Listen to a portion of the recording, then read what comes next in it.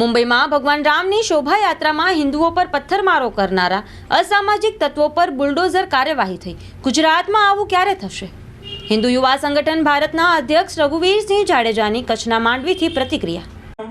અયોધ્યામાં એમની ગાદી ઉપર જે બિરાજમાન થયા 22 તારીખે પૂરા વિશ્વએ નિહાળ્યું રામની શક્તિને પણ અને હિન્દુઓની એકત્રિત થવાની શક્તિ બેને આખા વિશ્વએ નિહાળ્યું અને એમ લાગે છે કે ભારતમાં રામ રાજ્ય આવી ગયું. પણ ક્યાંક આ રામ રાજ્યમાં હજી પણ એવું લાગી રહ્યું છે કે અસુરી તાકાતો પોતાનો પ્રભાવ બતાવી રહી છે. ત્યારે મહારાષ્ટ્રના મીરા રોડ ઉપર શ્રી રામ મહોત્સવના નિમિત્તે જે શોભાયાત્રા નીકળી હતી એના ઉપર હુમલાઓ થયા, હથિયારોથી હુમલાઓ થયા, ધાર્મિક નારાઓ લગાડી અને હિન્દુઓની ગાડીઓ તોડવામાં આવી.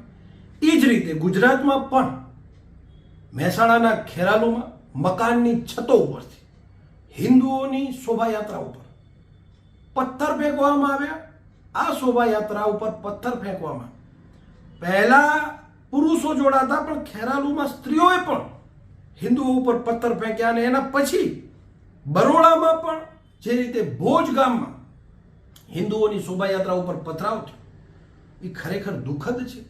રામ રાજ્યની કલ્પનામાં આ ન હોઈ શકે.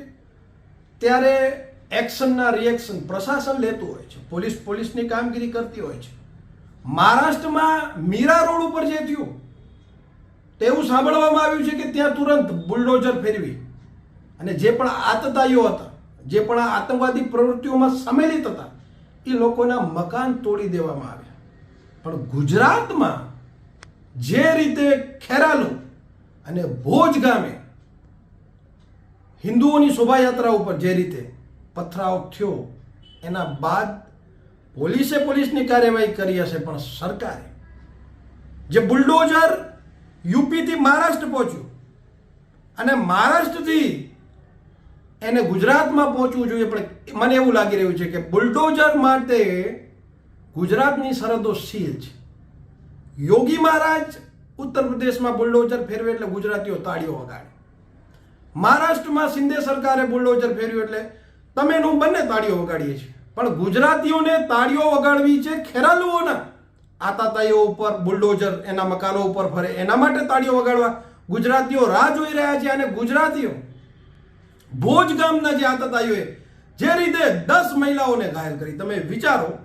એક બેનનું મેં ઇન્ટરવ્યુ સાંભળ્યું. એ બેન એમ કહે છે કે મસ્જિદ પાસેથી અમે ડીજે બંધ કરી નાખ્યું, છતાંય અમારા ઉપર પથરાવ થયો. તો ભારતના સંવિધાનિક કાયદાઓમાં ક્યાંય એવું નથી લખેલું કે પ્રશાસન પાસેથી પરમિશન લીધા પછી કોઈ વ્યક્તિ કોઈ ધર્મની ધાર્મિક જગ્યા પાસે ડીજે બંધ કરી દેવા. તેમ છતાં હિન્દુ તો સહિષ્ણુ વ્યક્તિ છે, બધાના ધર્મોનું સન્માન કરે છે. એ બેન કહે છે કે અમે ડીજે બંધ કર્યા છતાંય મહિલાઓને પણ એ લોકોએ મૂકી નહીં. ત્યારે ગુજરાતની જનતા પૂછે છે સરકારને કે તમે બુલડોઝર ચલાવો ને અમે ક્યારે તાળીઓ પાડીએ. ત્યારે બુલડોઝર જે રીતે ગુજરાતની સીમાઓ બુલડોઝર માટે સીલ છે, એ સીમાઓ હવે ખુલે અને આતતાઈઓ ઉપર પ્રશાસન કડક હાથે કાર્યવાહી કરે. પથરાવ થયો ને પોલીસે ધરપકડ કરી એટલું નહીં, વારંવાર આ પથરાવ આખા દેશમાં થાય છે. ત્યારે ગુજરાત એ હિન્દુત્વની લેબોરેટરી કહેવાય છે. અને જો લેબોરેટરીમાં જ કેમિકલ પ્રોસેસ ન થતી હોય તો પછી લેબોરેટરીનો કોઈ અર્થ નથી. તો આપના માધ્યમથી હું ચૂંટાયેલા પ્રતિનિધિઓને પણ કહીશ અને વિરોધ પક્ષના લોકોને પણ કહીશ કે તમે ચૂપ કેમ છો? કોંગ્રેસ ઘણી વખત જનતાના અધિકારો માટે રોડ ઉપર આવતી હોય છે, ત્યારે શું હિન્દુઓની રેલી ઉપર જે રીતે પથરાવ થાય છે વિધર્મીઓ દ્વારા, તો હિન્દુઓ ઉપર જે અત્યાચારો થાય છે, શું કોંગ્રેસ એના માટે નહીં બોલે? કોંગ્રેસની નજરમાં હિન્દુ જનતા નથી કે પછી કોંગ્રેસ પર્ટિક્યુલર એક વર્ગ માટે જ અવાજ ઉપાડે છે?